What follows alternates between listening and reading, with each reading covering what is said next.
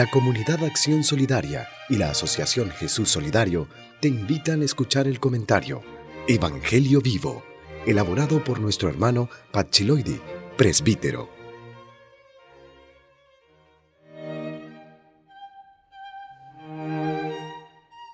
Hoy es sábado 7 de septiembre. Leemos el Evangelio de San Lucas en el capítulo 6, versículos del 1 al 5. Un día sucedió que estaban cruzando unos sembrados en sábado, y sus discípulos arrancaban espigas, las desgranaban con las manos y se las comían. Algunos de los fariseos dijeron: ¿por qué hacen lo que no es lícito en sábado? Y Jesús les respondió: ¿ni siquiera han leído ustedes lo que hizo David cuando sintió hambre él y los que lo acompañaban? ¿Cómo entró en la casa de Dios? Tomó los panes de la presencia que no es lícito comer sino solo a los sacerdotes, y comió él y dio a los que lo acompañaban, y les dijo: el Hijo del Hombre es Señor del sábado.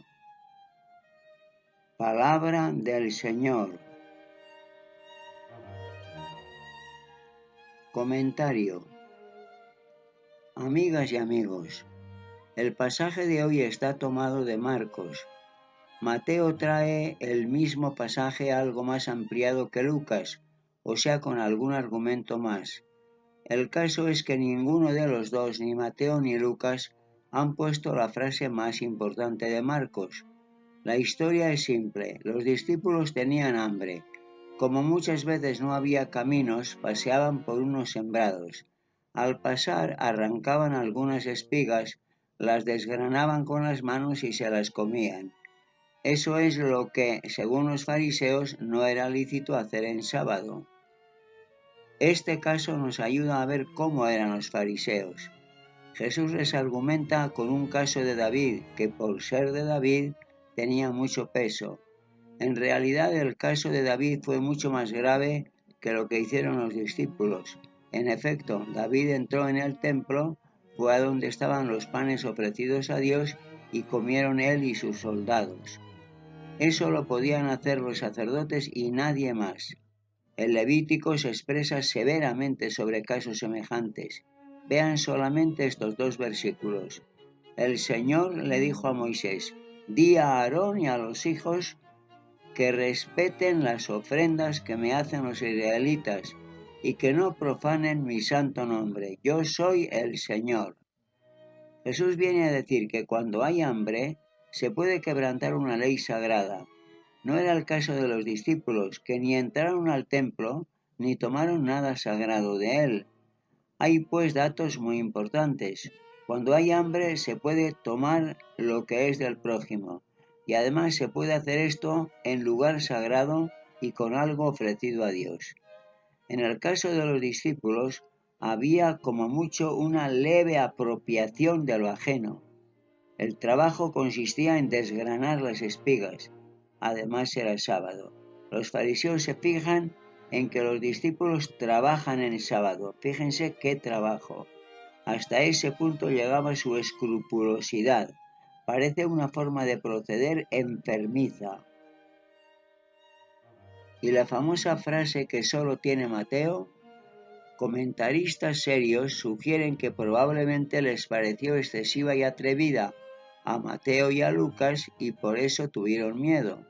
La frase se la dijo Jesús cara a cara a los fariseos y dice así: no es el hombre para el sábado, sino el sábado para el hombre. Fíjense bien en ella, que es tan sencilla que no llama la atención. El quebrantamiento del sábado era una falta grave. Lo que ocurre en este caso de hoy es que el trabajo que hicieron fue mínimo y aún menos que mínimo. La palabra hambre es totalmente excesiva.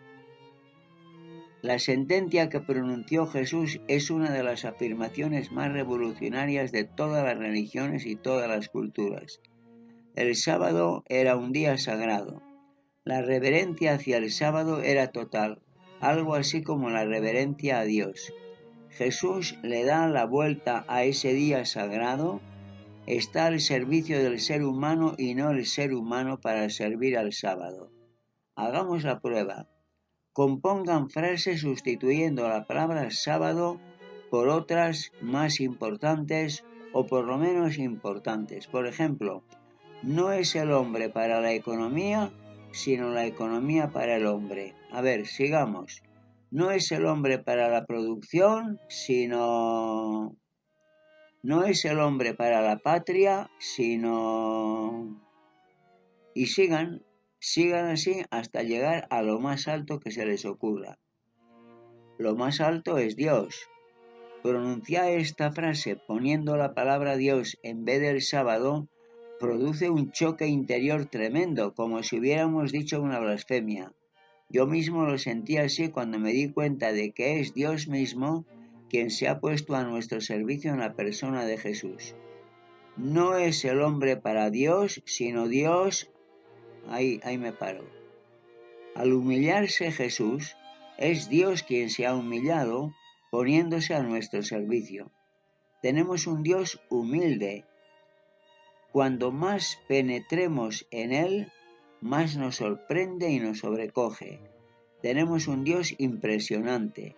Leyendo este texto, podemos afirmar que servir a Dios consiste en servir a los seres humanos. Plegaria.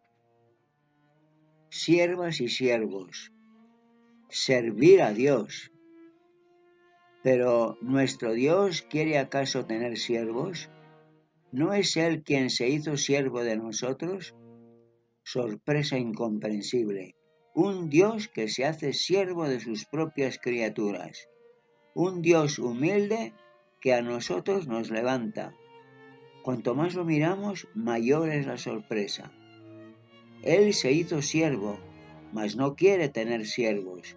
Quiere tener hijas adultas que se hagan cargo de la empresa que es común, que trabajen con Él en la continua construcción del mundo, que prosigan la causa de Jesús para hacer de la tierra el Evangelio vivo. Mirándote, Dios mío, a ti, bajaré la cerviz, recortaré mi cresta. Aceptaré mi dignidad, puesto que tú te has puesto a mi servicio, y reconoceré mi indignidad, puesto que soy un hombre pecador. ¡Qué atardecer tan lleno de misterio! ¡Cuánta luz cegadora en tu Evangelio! Quisiera hacerme siervo de las empobrecidas, gritándoles su inmensa dignidad y sus derechos nunca negociables como seres humanos y como hijas de Dios.